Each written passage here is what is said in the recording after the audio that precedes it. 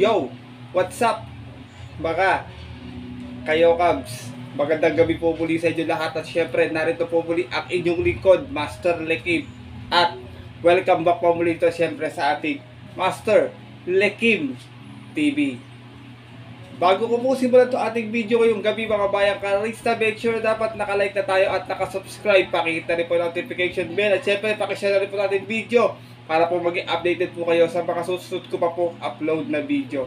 At yung gabi mga bayang karista, meron tayo muli konting silip, giya at race analysis sa karera para po kayong araw ng Miyerkules, Wednesday Racing, April 24, 2023. Dito po muli sa Metro Normal Bar Batangas at meron po sila inihandang 7 races na magsisimula po sa ganap na alas 5 ng hapon. Balik na po tayo sa rating based handicap system na karera mga bayang karista. At sana po makadihado tayo at syempre mapasama rin tayo sa mga winners sa pamatilipati natin exotic bets. Pero bago ko po simulan niya ating video, paraanin ko lang po ito ating shoutout mga bayang karista.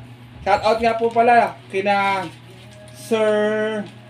nasa na ba yung aking listang shoutout? Nakalimutan ko. Nawala. Wait lang. Ito pala. Shoutout nga pala kay Sir Randy Diaz, Edgardo Ramos, Raul Jimenez, kay Jaime Cernal at from Sampaloc, Manila. Shoutout sa inyo. Ganon din kay Christopher Cruz dyan sa Addison Mecais OTB, Barangay Martinez del 96 Pateros. Shoutout sa inyo dyan mga bayang kares natin dyan sa Mecais OTB. Shoutout sa inyo. Ganon din po kay Sir Ronnie Dango. Shoutout po. Shoutout po kay Sir Romel Tumulak. Happy birthday po this April 24 ha. Happy birthday po sa inyo. More birthdays to come Sir Romel Tumulak. Ganon din shoutout kay Warlito Dagcasin, kay JB Palaya, kay Agustin Torillino at kay Ruel Talabukan. And shoutout din sa Anyhow Resto Bar kay Boss Eric. At yun po mga bayang karista. At dito maraming salamat po sa pag-comment at pag-suporta palagi. At syempre puntahan natin agad ang konti silip at giya. Pagkatapos lamang po yung ating may clean intro. Kaya, let's go! Mga kayo, guys!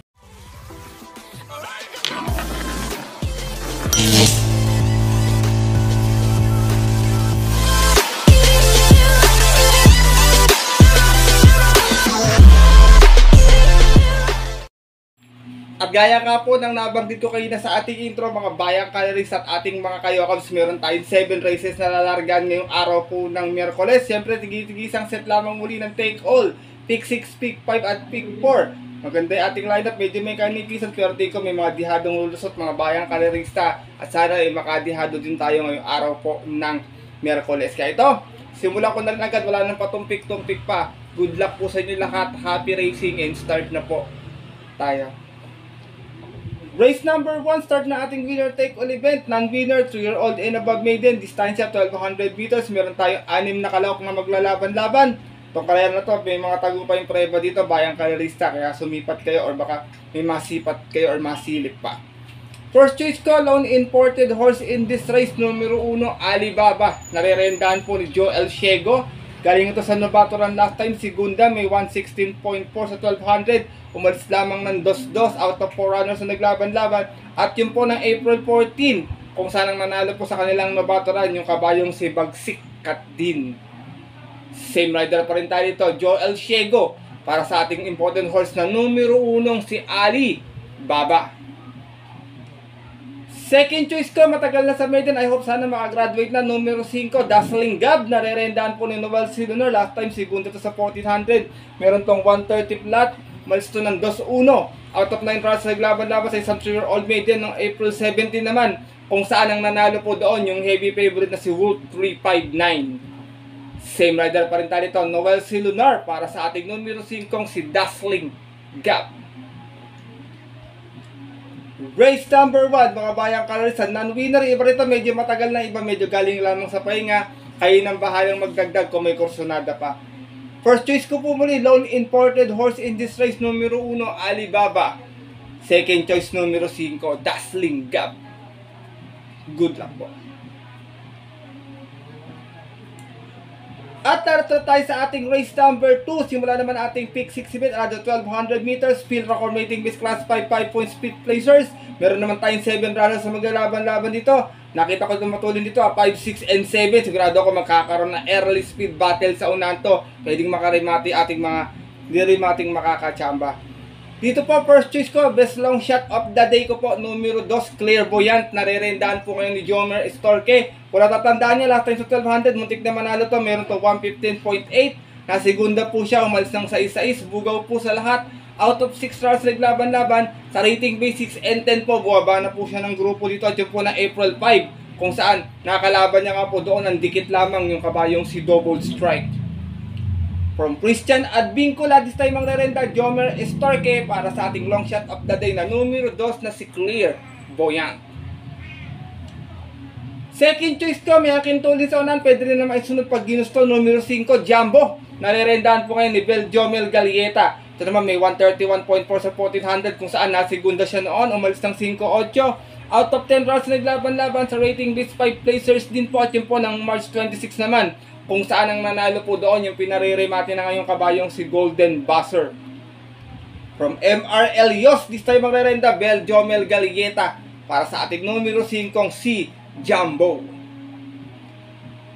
Sinasama ko pong third choice, pwede lang din umagapay din pag na-discard muna ng pwestuhan lang. Numero 6, Quincy. Narerendahan po ni Alison Pabilik. Ito naman may 117.2 sa 1200 nun. Dumating po itong pang-apat, umalis ng 3-2. Out of 7 rounds na naglaban-laban sa rating base 6 and 10 din po At yun po ng March 22 kung saan ang nanalo naman po sa grupo nila yung kabayong si Glendas Magic. Same rider pa rin po tayo dito, Alison Pabilik para sa ating numero 6 na si Quincy. Race number 2, rating base 5 to, Bayang Kalarista. May mga panalo rin lahat yung mga kalawak dito Kayo nang bahalang magdagdag na lamang po ng sarili nyo pong napupusuan at kursunada. First choice ko po muli, long shot of the day, numero 2, Clairvoyant. Second choice, numero 5, Jumbo. At third choice po yung numero 6 na si Quincy. Good luck po. At larito na po tayo sa ating race number 3. Simula na ating pick 5 event. 1400 naman po ating distansya. Isa to field accommodating base class 5, 6, and 10 split. Meron tayong 9 runners na maglalaban-laban. Dito mga bayang kalarista, 1 for the day ko na lang po. Kayo na po bahalang magdagdag na lang ng pang-upset nyo kung may kursunada po kayo.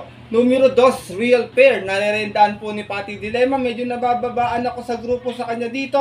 Wag lang mabugaw ng gusto. Tingin ko naman kahit mabugaw, tingin ko makakarimati ito ng saktong-sakto lang kasi parang dito yung grupo nito sila Snow White yung nilalabanan nito. Nanalo po siya noon. Meron siyang 129.2 sa 1400. Umalis po ito ng 8-7. Bugaw sa lahat.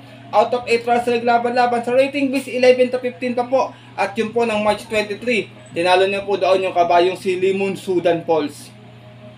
Same rider pa rin po tayo dito, Patty Dilemma para sa ating 1 for the day na numero 2 na si Real Pair. Race number 3, mga bayang kalarista, kung may nasisipat pa kayo pang upset, kayo na pong bahala magdagdag na lamang kasi minsan po talaga hindi maiwasan yung upset sa karera. Pero ako po, para po sa akin, nakakalamang, kaya sinosolo ko na lang po, 1 for the day po, numero 2, Real Pair. Good luck po. Gulo naman ni Taguro. At lipat na po tayo sa ating race number 4, start na ating pick 4 event. Abay tayo sa 1200 na distansya, field accommodating base class 5 muli. 5 split, non-placers naman po at meron tayong 8 runners na maglalaban-laban. Ito medyo magulong karera ito mga bayang karerista. Sumipat kayo na mabuti rito kasi tiko dito pwedeng magkalong shotan or magkadihaduhan. First choice ko, angkop sa kanya yung distansya. Medyo maganda yung post position. Number 6, Prince Arman. Narerendahan po muli ngayon ni JRD Ocampo. Nasakyan to ni JRD Ocampo na kung saan nasiguro to by disqualification. May 131.2 sa 1400. Umalis po ito ng 1-1. Siya yung nagdala ng marcha out of 8 rounds sa naglaban-laban. Sa rating base 5 placers po. Ngayon po non-placers na lang yung grupo niya. At yun po ng April tuloy. Nung March 24. Kung saan ang nanalo po doon yung kabayong si Cristiano. Gaya nga po ng nabanggit ko, same rider pa rin tayo dito, John Sargent de Ocampo. Para sa ating number 6 na si Prince Arman. Second choice ko, isa pang mababa sa grupo, anytime pwedeng kalabitin to at nag-celebrate ng birthday jockeys ito, last day mga bayang karerista. Numero 2, Blue Label, narerendaan po ni Jeffrey Tagulaw Sarate. Ito naman may 117.8 sa 1200 kung saan natalsera to noon. Umalis lang ng 6-4. Out of 7 rounds naglalaban-laban at yun po sa rating beats 5 non-placers din nung February 21 kung saan ang nanalo po doon yung kabayong si Sky Plus. Same rider pa rin tayo dito, JT Zarate para sa ating numero 2 na si Blue Label. Pinaririmatin na rin to ngayon, dati di bandera to eh. Isinasama ko pong third choice, baka kursunado nyo lang po, Dihado mga bayang karisa galing sa pahinga numero 5, Headstrong. Narerendaan po ni Christian Advincula. Galing ito sa barrier last time, may 119 plus sa 1200, dumating po ito ng pang-5 pero umalis ito ng 3-4. Out of 5 rounds naglaban-laban at yun po ng April 17 kung saan nakalaban niya po doon yung imported horse na si Marilag. Same rider pa rin tayo dito, Christian Advincula para sa ating numero 5 si Headstrong. Bago na pahinga to, meron na to, halos natitimbang-timbang na palagi bayang galerista. Race number 4. Itong tingin ko mahirap na karera ngayong araw ng Miyerkules, kaya kayo na pong bahala kung may kursunada pa po kayo or may masipag pang Dihado. First choice ko po muli numero 6, Prince Arman. Second choice numero 2, Blue Label. At third choice yung nagbabalik na numero 5 si Headstrong. Good luck po. At darito na po tayo sa ating race number 5. Isa naman tong Pilra Competing Miss Class 5. 5 split din po. Pero placers naman po muli. Meron tayo 8 runners sa maglalaban-laban. Distansya po 1200 meters. Marami ako nakitang matulin dito. 1, 2, 4, 5, 7. Yan, sigurado ako puro nasa unahan niya. Pagandahan lang ng diskarte or lundag or pwestuhan ng labanan. Pero dito ako, first choice ko, mababa na sa grupo. Numero 2, Princess Serena. Nare-redahan po ni Berjomel Galieta. Meron tong 114.8 sa 1200 kung saan nasigundo to noon. Umalis ng 1-2 out of 8 rounds naglaban-laban sa rating base 6 and 10 na po at yung January 10 kung saan ang nanalo po doon, inabot siya nung kabayong si Aki Holly. Same rider pa rin tayo, gaya nga po na nabanggit ko. Last time, Berjomel Galieta muli ang rerenda para sa ating numero 2 na si Princess Serena. Second choice ko, another princess po. Numero 3, Princess Belle. Narerenda naman po ni Charles Reyes. Ito kabata, pwedeng yung sunod, pwede rin namang iuna. Last run, segunda rin to sa 1400 naman. May 131.6. Umalis ng 4-5. Out of 9 rounds, naglaban-laban sa rating base 5 placers. At yun po na April 9. Kung saan ang nanalo po doon yung kabayong si Sun Moon Lake. From JD King Flores, this time ang rerenda Charles Reyes para sa ating numero 3 na si Princess Belle. Sinasama ko pong third choice, siguradong mauuna to mga bayang karisa dahil maganda yung sakay na hinete. Numero 7, One for the Road, narerendaan po ngayon ni JB Hernandez. Nanalo to noon sa 1200, may 116.4, banderang tapos, 1-1. Out of 7 rounds na naglaban-laban sa rating base 5 non-placers, umakyat lang po siya ng placers this time. At yun po ng April 3, kung saan tinalo niya po doon yung kabayong si Magical Sap. From JC Guerra, this time ang rerenda, Jonathan Vasco Hernandez para sa ating numero 7 si One for the Road. Race number 5, mga bayang kalerista. First choice ko po muli dito, numero 2, Princess Serena. Second choice, numero 3, Princess Belle. At third choice, malamang to nag-inuman yung numero 7 si One for the Road. Good luck po. At narito na tayo sa ating penultimate race ngayong araw ng Miyerkules, race number 6. Balik tayo sa 1400 distansya na. At isa naman itong Pilra Competing Miss Class 5, 6, and 10 split. Meron tayong 10 runners but 9 in betting number lamang po. Dito ako, first choice ko, maganda yung position. Madalas to nananalo talaga pag nakakadihado palagi. Numero Gis Hang Luz, narerendaan po ni O'Neal Cortez. Nanalo to noon last month, may 128.6. Bandera tapos, out of 12 rounds na naglaban-laban. Sa rating base 11 to 15 pa po, 6 and 10 lang po ang grupo niya ngayon. At yun po ng March 22, tinalo niya po doon yung kabayong si Snow White. Same rider pa rin tayo dito, O'Neal Cortez para sa ating numero 10 na si Hang Luz. Iba po yung pacing ng area nito mga bayang karisa, lalo na pag nakabuo po ng kwartos. Second choice ko, numero 5, Swak to Power Duo. Narerenda naman po ni Christian Advincula ito kabayang, na iuuna, na isusunod lang. Meron naman tong 129.6 last time, dumating po itong Tarsera last race. umalis ng 1-3. Yun nga po, naiuuna siya, pwedeng sunod lang. Out of 13 rounds na naglaban-laban sa rating B6 and 10 at yun po na April 30, kung saan ang nanalo po doon yung kabayong si Make a Difference. From John Paul A. Guse, this time magre-renda Christian Advincula para sa ating numero 5 si Swakto Power Duo. Kung sakaling magkakaroon po ng early speed battle sa unahan, gaya nga po na nabanggit ko, makamay magtangkang humabol kay Hanglus, ay pwedeng makarimati. Siyempre, makarimati natin kasi nasama ko pong third choice, numero 2, Spaghetting pababa. Nare-rendahan po ni John Alvin Guse. Sa tiko, ginagamayan lang ni Alvin to.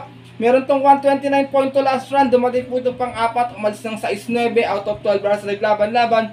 Sa rating base 11-15, bumaba na rin po ng grupo to dito at yun po ng April 12. Kung saan ang nanalo po doon yung banderang tapos na kabayong si Tool of Choice. Same rider pa rin tayo dito, John Alvin Guse para sa ating numero 2 na si Spaghetting pababa. Race number 6, pero ultimate race ngayong araw po ng Miyerkules, Bayang Kalista. Kung may nasisipat pa kayo dagdag na lamang po tayo. First choice ko po muli, speed horse pala, numero 10, Hanglus. Second choice, numero 5, Swakto Power Duo.